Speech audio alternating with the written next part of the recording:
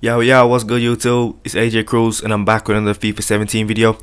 Guys, in this one I'm going to show you how to stop your players from losing position on the pitch, how to stop your defense from being left wide open and stop being suspect to counter-attacks, and how to just keep your players in a position and make the right runs, and to be able to defend against a lot of good players out there in FUT Champions and in season. So let's hop right into it.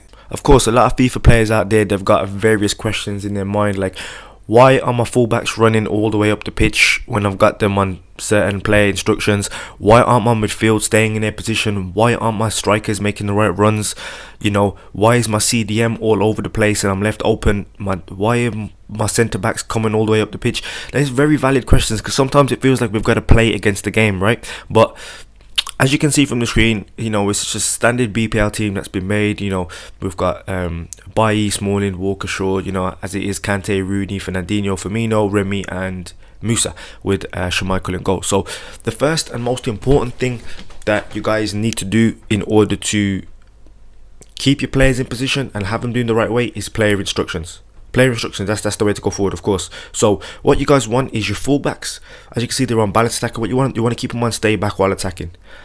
That stops them from running all the way up the pitch. Most of the time they stay back with the centre back so they can help out and cover. You want that for, you know, both your left and your right back, in order to be able to do that. Your two centre backs are already on stay back while attacking. Now, as you can see, we've got Kante, CDM, balance attacking. We don't want that. We want Kante staying back, winning the ball for us, covering the defense. So we're going to put him on stay back while attacking. We're going to do the same thing with Firmino and Rooney. So the two centre midfielders also help out with the defending, also cover Kante, and then we're good to go forward. So now with the two strikers and the cam, with Firmino, we want him to stay forward because we've got the other three midfielders staying back. So we want Firmino staying forward. We also want him getting into the box. What that means is when Remy and Musa are crossing the box on the floor, crossing the ball on the floor, they're able to hit Firmino because he's making that run instead of just staying still. Now with the strikers, Musa and Remy, what we want is we want them to get in behind and we want them to press the defensive line. That means they're high up there, they're able to work hard, get the ball back, and they're also able to make their vital runs when each other have the ball and work well with each other. So as you can see, we've got the whole of the defense and the three midfielders working on defense, and we've got the three attackers going forward. So once we've done that, custom tactics. Now this is the most important thing when you're talking about moving forward and you're talking about trying to keep your players in the right positions at all times. This is definitely the way forward. So I'm going to break each and every single one of these down for you. I'm going to explain which ones are most effective in keeping your players in position and which ones aren't.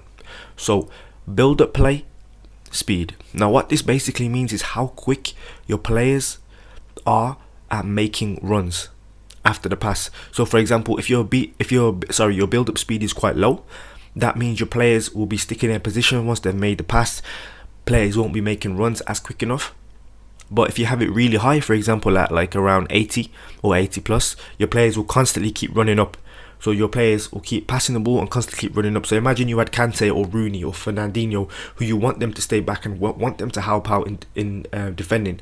They've passed the ball and they're already running up the field, and you're already suspect you've got a hole in your midfield. So that's something that needs to be careful of when it comes to build up speed. So what I do, I normally keep it down. I keep it round to around 45.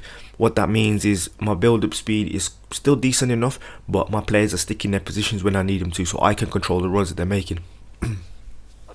Right guys, so if we move on to the passing, what the passing is it's all about the short and the long range passing. Now if you had a low rating, for example of 30, your players will keep short passes between them.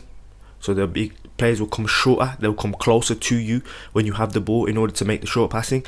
And if you had it really, really high, what they would do, they would move further away from the ball, so your team would be more spread out, once again leaving more holes in the defense.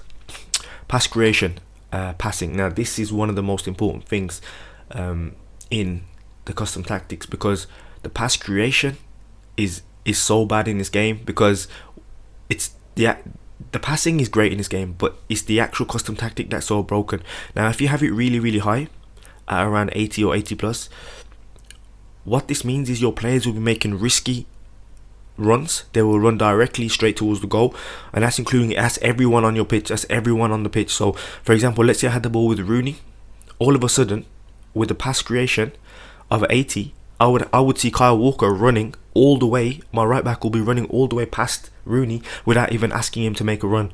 Now, say if I was to lose the ball with Rooney, I've already lost my right back, so I'm already suspect to another counter attack there on the left from the opposition. So what I do is I have the passing quite low on 40.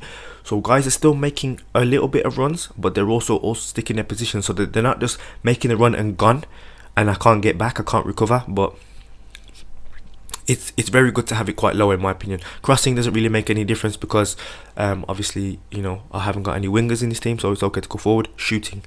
Now, shooting once again is also vital in custom tactics to keep your players in position. So if you have a really high shooting rating, for example of 80, what that means is your players want to go into the box. They want to stay in the box and shoot closer to the goal when they're in the box. So it will cause all your strikers, your midfielders, to go into the box and shoot there. Now, what happens is if you're not able to get a shot off, or you're not able to get a goal, or you're not able to even build up the play correctly, you will lose the ball, and then most of your players are out of position anyway. So you don't want that. What I do is I have the shooting on 40. What this means is a lower rating on the shooting chance creation means the players will take a shot at the most earliest possible stage. So you might have people shooting from long range, you might have people being able to work the ball closer to the goal, but not actually having everyone stuck in the box to shoot. So that's the most important thing. I'd rather have it on a low tactic, because most of my players will stay in their positions but also attack slowly in order to be able to get the correct shot off and the most effective shot off, instead of just all running into the box, right? So that's the most important thing about chance creation. You want to have them on low because you don't want risky things to happen with your players. Defense. Now, the defense custom tactics is critical because if you have this at the wrong statistic for yourself, everything goes wrong. So defensive pressure, if you have this really high at 80, what this means is the pressure is so high up the field that your centre backs, your full backs will be literally on the halfway line. They'll be on the heels of the attackers, which sometimes is very good because you can smother teams. But if you are playing a very good player who's a very good counter-attacking player, he will be able to just get past your centre backs, and he's through on goal with a chipped ball over the top, or a through ball on the ground, and that's it. It's game over because you're not able to cover. So if you have a low pressure, for example around 35, what will happen is your defensive line will stay quite back, and they'll be ready for any attack that comes forward. So they'll stay back, they'll be conservative, and they'll be able to tackle when they need to. So if we move on to aggression, what aggression does is it's more about 50-50 battles. It's all about 50-50 challenges, 50-50 battles. Now, if you have, for example, a really high aggression, most of your players will dive into tackles. Most of your players will be able to win the ball back. They'll be able to fight more. What that means though is if you dive into the tackle and you lose the ball and you don't actually get the ball, you're once again suspect to counter-attacks because you've just lost another position. Everyone keeps coming forward with the aggression to dive into the tackle, and you've lost position. People are moving all over the place. It's hard to recover that way. So what I do is I have the aggression on 50. You don't want it too low, you want it just in the middle, because you want your players to obviously fight for the ball, but you don't want your players to stay all the way back and let people just work. You don't want a player to use his team and work against your defense. You want them to be able to tackle, but you want them to be conservative at the same time. So for me, team width on the formation that I've got right here, the 4-1-2-1-2-2 variation, I don't really have any wingers. I only have my fullback, so I keep my width on around 45. Reason being is if I need to outlet pass on the wing, for example, if I need to outlet Rooney to Walker or Fernandinho to Shaw, I make sure I have the outlet on that one. So once again, here we go with the positioning of each thing. Build the play, you want it on organised. You don't want your players running all over the place. Pass creation, you want that on freeform. What that does is your attacking players will start moving in different positions, making it hard for the player to defend against. And the pressure, what you want the pressure on is cover.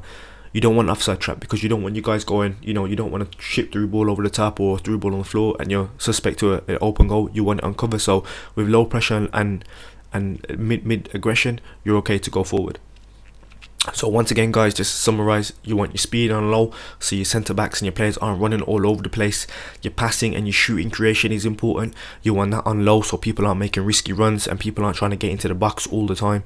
And your defense, you want that on low pressure, because you don't want your defenders all the way up on the halfway line, so you suspect to an open goal or with a through pass.